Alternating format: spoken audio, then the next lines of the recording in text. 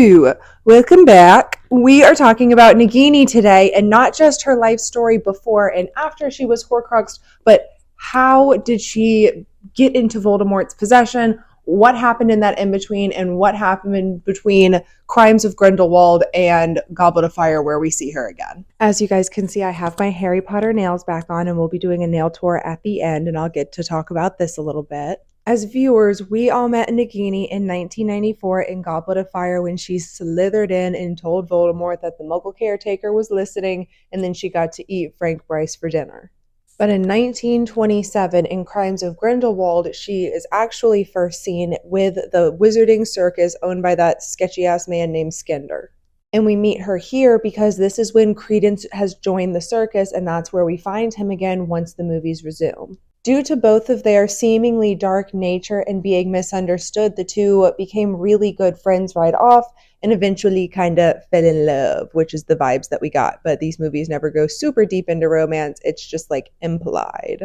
But like, damn, an Obscurial and a Maledictus. That is a power couple. If you didn't watch Fantastic Beasts, between Credence setting some fire drakes free and Nagini attacking Skinder, the two of them escape, and then Tina Goldstein is coming looking for Credence, and that's when she realizes that he's escaped the circus and is on the run to find his true identity. Shortly after this, Nagini and Credence go to find what's left of his family. They follow a lead, but it ends up just being a half-elf woman who had traveled across the ocean with him to keep him safe. Except this half-elf woman wasn't actually the one who brought Credence over to America. Technically, she was, because she had him second half of the trip after the ship capsized, but before that, she thought she had Corvus Lestrange, sorry. But before this half-elf could give Credence this big piece of information and whether she really knew that he was an Aberforth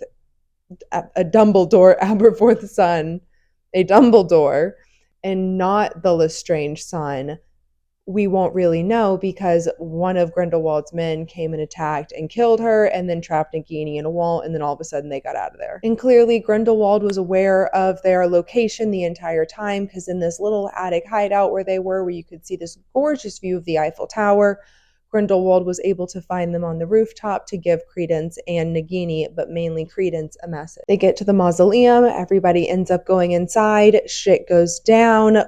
Credence goes over to the other side and joins Grindelwald. Nagini is taken out with Newt and everyone else, and the last time we see her is going to Hogwarts to see Dumbledore to make a plan. And then we don't see her at all in the third movie, Secrets of Dumbledore, and because they're not making any more, and the next thing we know about her is that she gets Horcruxed after the death of Bertha Jorkins, who was a ministry worker who was just trying to visit some family out there, and Peter Pettigrew caught her. They tortured her for information. They learned about the Triwizard Tournament. They then went to the Riddle Manor and posted up camp, and then so on and so forth.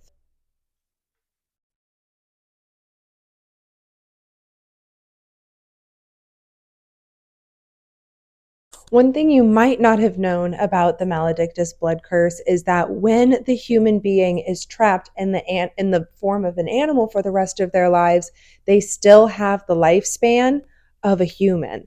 So if we first met Nagini in 1927 and we see her again in 1994, let's say, I don't think she looked 15 years old in that movie. Let's say she was 20 years old when we saw her in 1927. She would be in her late 80s, like 87-ish. She would have been in her late 80s. So I wonder, could Nagini as a Horcrux die of old age?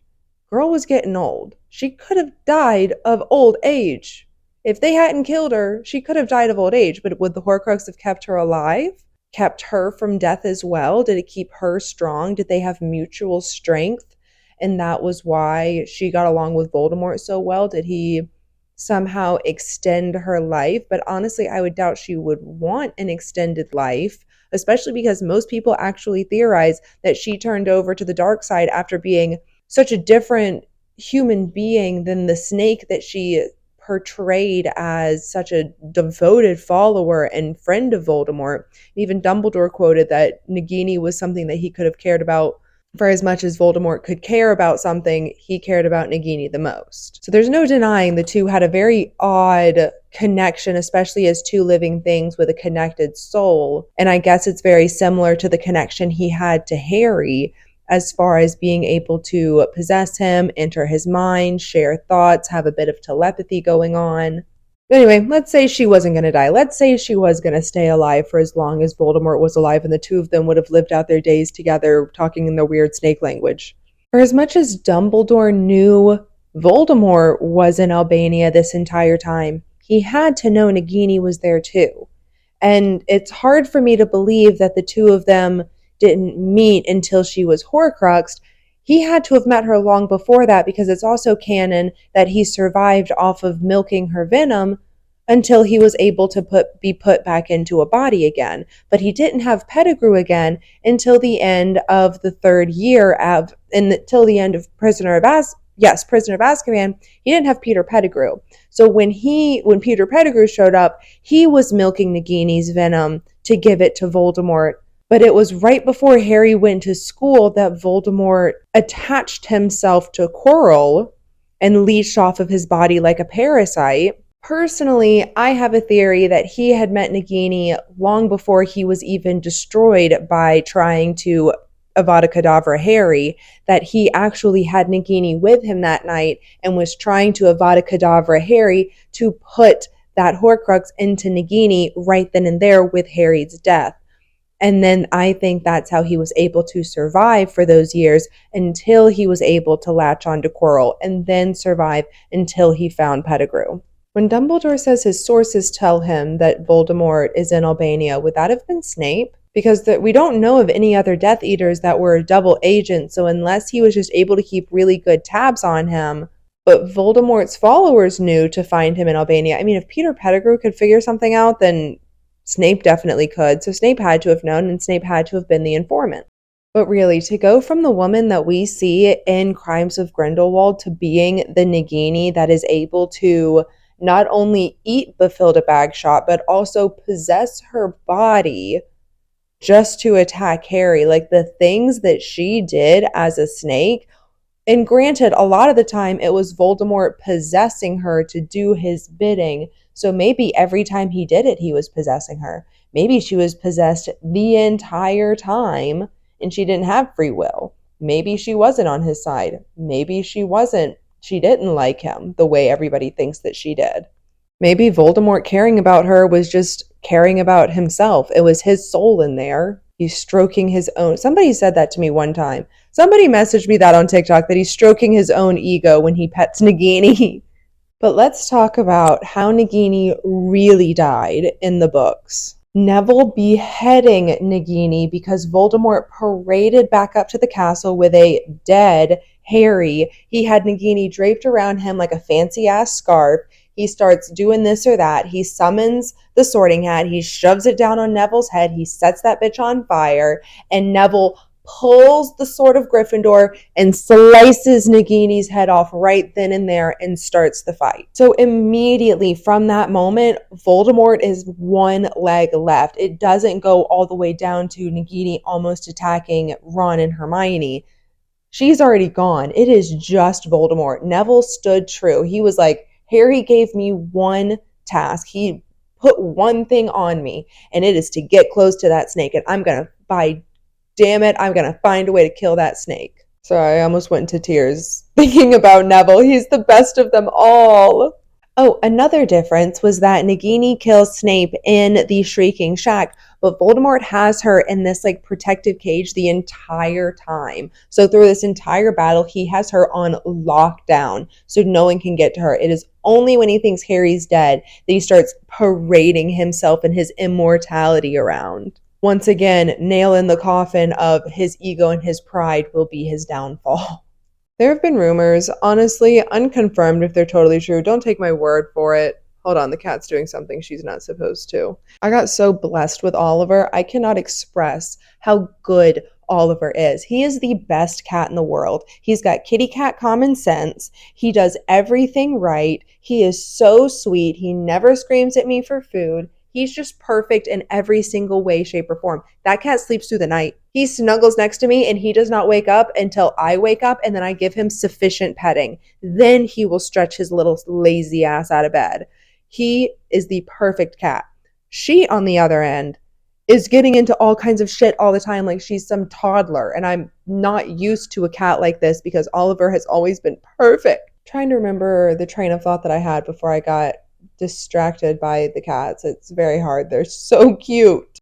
But generally, I know what I was saying. The rumors about how the author is potentially going to put out something about Voldemort slash Tom Riddle and his Horcruxes. And I'm wondering if we're going to get a little bit more of Nagini's story with this, because it really bothers me that we have so many holes in her story. It's like we were supposed to finish it, but we forgot to come back around to it. Or maybe that was what was supposed to happen with the rest of the Fantastic Beasts series, but everybody wanted to bitch so much it stopped happening. It's not that I like her. It's not that I like the author. It's just that I don't like having unanswered questions. Unanswered questions bothers me very, very much. And if there's not an answer to my question, I will make one up, because I have to have an answer. So it's not that I like her or want to read things by her or want to support her in any way, shape, or form. I just want answers. Because for as interesting as a character as she is, there's not a lot of information. I can't make a super long video on her. I'm sitting here and I'm like, there's got to be something else I can talk about. There's got to be another fun fact I'm forgetting. But like, there's not. I don't know. We could talk more about blood maledictions. It can in a variety of ways. I just did a TikTok video on this. If you didn't watch that, here's another spiel about it. Technically, it is a representation or an allegory or whatever the word is, I can't think of, symbolism for breast cancer. The blood malediction is symbolism for breast cancer. So like technically it's supposed to be only passed from mother to daughter in a family. But in Harry Potter Magic Awakened, we see a blood malediction. You can hear the cats talking to each other in the background. They never stop chatting.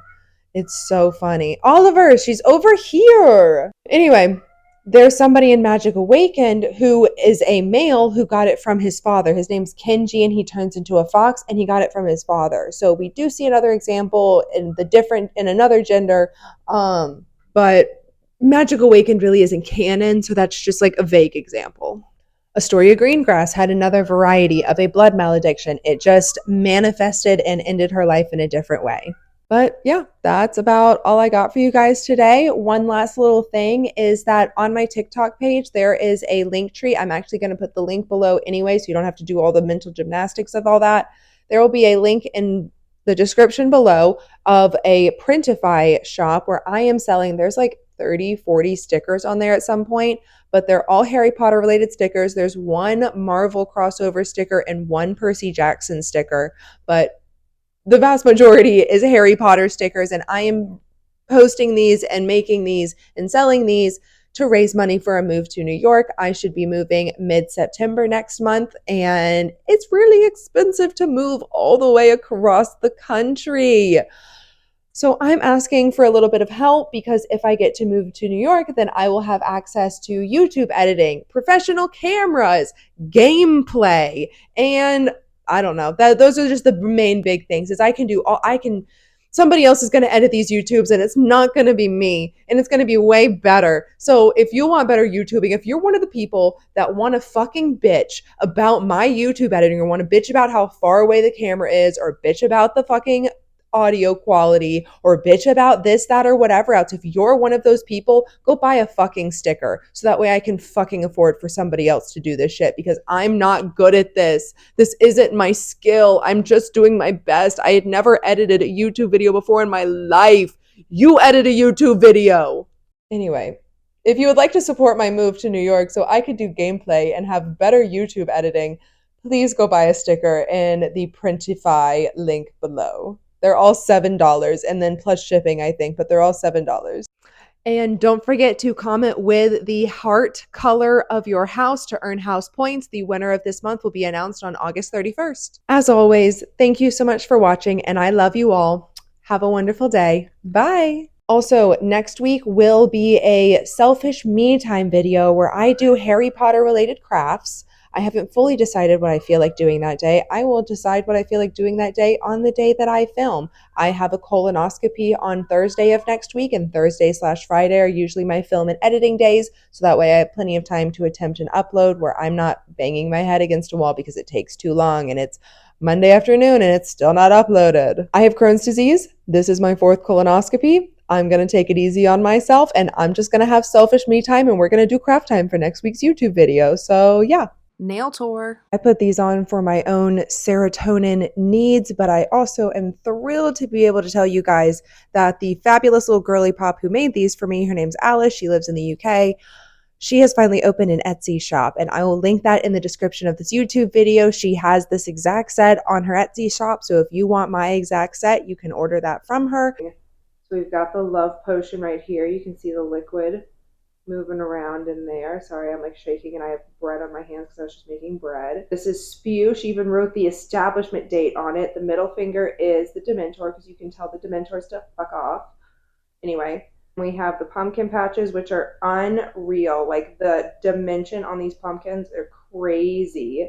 Then we have this little potion explosion. It always makes me think of Seamus. Then we have one of my absolute favorite. It says always with a Gryffindor and a Slytherin scarf. And the Slytherin scarf has some silvery sparkles and the Gryffindor has some gold sparkles. Then over here we have this fabulous golden snitch. Pay no attention, it's a little dirty just because I was baking bread. This sorting hat is just like also dimensions unreal. And then the Patronus was drawn so intricately. Look at how damn good that dark mark is, the pattern behind it, everything.